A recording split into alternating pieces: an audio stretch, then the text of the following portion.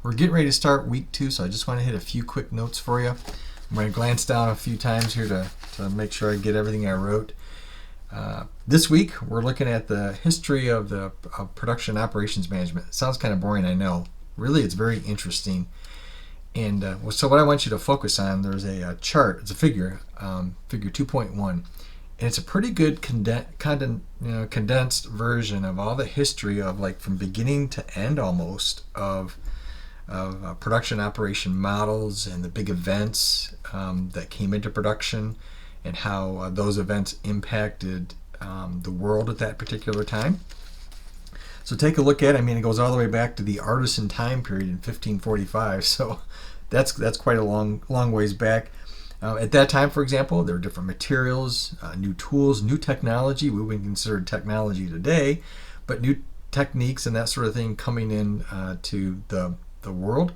And so artisans grabbed a hold of that and started making products and producing products for people. All the way up through current time, where we talk about mass customization efforts and that sort of thing. Really a very interesting topic. Also connected and discussed in the text. I'm talking about the chapter 2 now, by the way. When I said figure 2.1, I'm talking about in the text. Also in the text is the discussion of scientific management by Frederick Taylor. He died sometime in the 1950s, I think. And he was basically the father of scientific management. And his principles hang around today still. They're still in today's world. They've been demonized a little bit, though, quite frankly, in terms of factories. And lots of folks just they rail on the whole concept of scientific management. But there is some goodness on it. So when you read through that part of the chapter, I think it's on page 67. Try to read it with an open mind and see both. There's definitely some things that just don't play well out of scientific management, okay, and Taylorism, but there are some things that came out of it that were good, okay, so try to see both sides of that. Also in the chapter to talk about, and when they talk about the historical progression of production, they also hit on sequence assembly, which is Henry Ford, and something close to my heart out here in the Detroit area, so we know that quite well. Frankly, the whole Henry Ford assembly line process combined with Taylorism, Frederick Taylor, tended to dehumanize people quite a bit. So when you read this in the chapter, look at it through both today's eyes, and here we are in 2017, but also look at it through an early 1900s lens, and you might see some of these things a little bit different. Of course, we have lean production systems today. That's also on the timeline. And it's also part of this course. In fact, a big part of this course to help you understand. I wouldn't even say it's modern anymore. It's like, lean manufacturing is just something you got to do in almost every context, whether it be in manufacturing or whether it be in hospitals or service. I mean, you just have to think about eliminating waste and elevating people above projects and production.